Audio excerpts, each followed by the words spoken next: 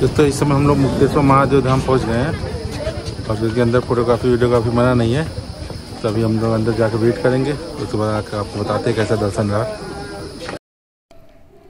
दोस्तों हम लोग महादेव की ओर बढ़ चुके हैं, जो मुक्तेश्वर में की पहाड़ियों पर स्थित है, जिन्हें हम मुक्तेश्वर महादेव के नाम से जानते हैं। ये कुछ सीढ़ियाँ हैं, इसे चढ़ने के बाद हम लोग देखिए मुक्तेश्वर महादेव मंदिर पर चले गए, क्योंकि गर्भगृह में वीडियोग्राफी करना मना है, तो वहाँ ना करके हम लोग ने अभी बहुत ही अच्छे दर्शन किए महादेव के। और देखिए इस तरह से जो है सीन से यहाँ मुक्तेश्वर महादेव से पूरा मुक्तेश्वर का बहुत ही ज़बरदस्त सीन मिलता है। और अब तो ये जालियाँ और ये इस तरह से बैरिकेडिंग बना दिए है, वरना तो पहले जब मैं 2004-05 में आया था तो उस वक्त तो पूरा खुला रहता था, तो पीछे जाने को लोग मना करते थे कि वहाँ से पैर अक्सर लोग फिसल जाया करता था। पर अब तो काफ़ी सेफ्टी हो गई है। इस तरह से बहुत ही तेज़ हवा चल रही है, सनसनाहट की सनसनाने की आवाज़ आ रही है, इतनी तेज़ हवा चल रही है। और ये हमेशा ही मुक्तेश्वर महादेव में इतनी तेज़ हवा चलती रहती है। और देखिए पूरा मुक्तेश्वर शहर, जो कि बहुत खूबसूरत सा शहर है, कुछ ही घर हैं।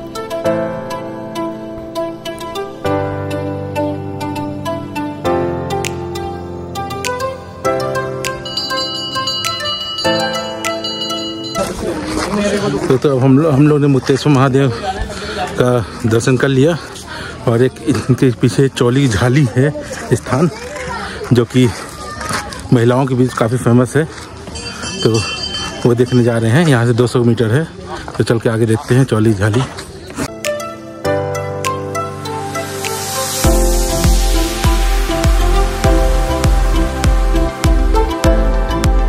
देखिए चौली झाली जो है एक बड़ा सा पत्थर है, उसमें एक सुराख है, तो चौली मतलब पत्थर और उसमें जो सुराख है झाली मतलब उसमें जो एक छेद है वो झाली।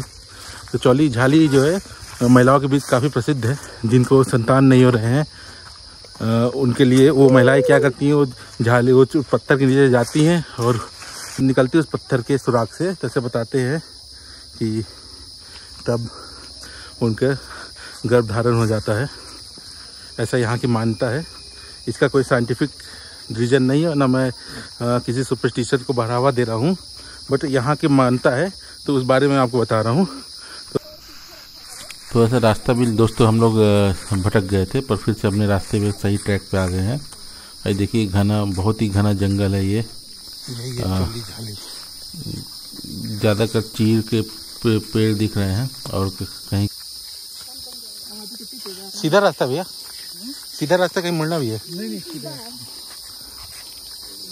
और इतना घना भरा जंगल, और देखिए एक जो जंगल में एक वाइब्स होती है, जो हल्की सी आवाज़ आती रहती है झींगरों की, पंछियों की, वो आ रही है। और बहुत ही खूबसूरत ट्रेल है ये, तो बहुत ही मन को आकर्षित कर रहा है, इतना खूबसूरत ट्रेल है ये। तो आइए थोड़ा म्यूजिक के साथ इसका मज़ा लेते हैं।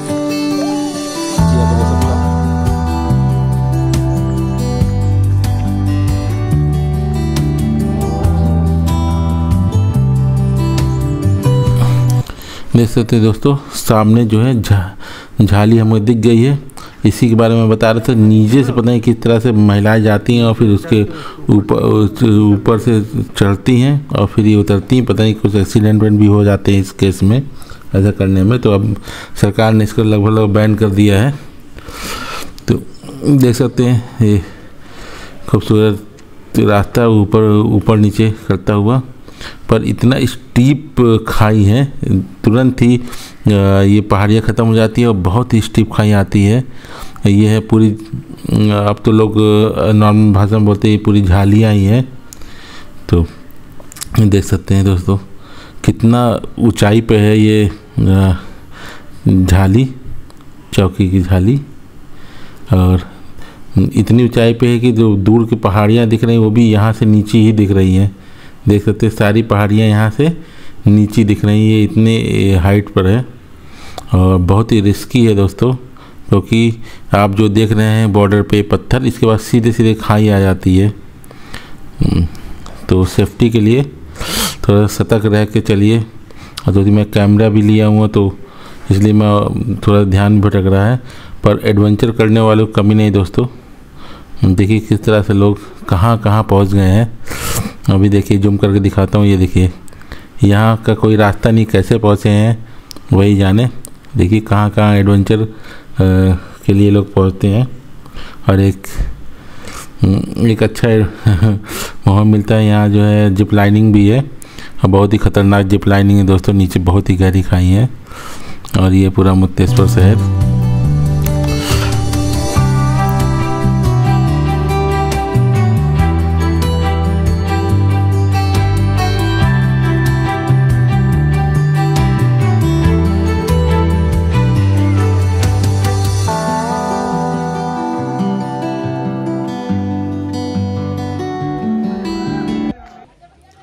तो इस तरह से दोस्तों हम लोग चौली झाली भी देख लिए और मुक्तेश्वर मंदिर का भी विजिट कर लिए। तो अब मुक्तेश्वर का हम लोग होटल चेक इन करके कल वापसी करेंगे।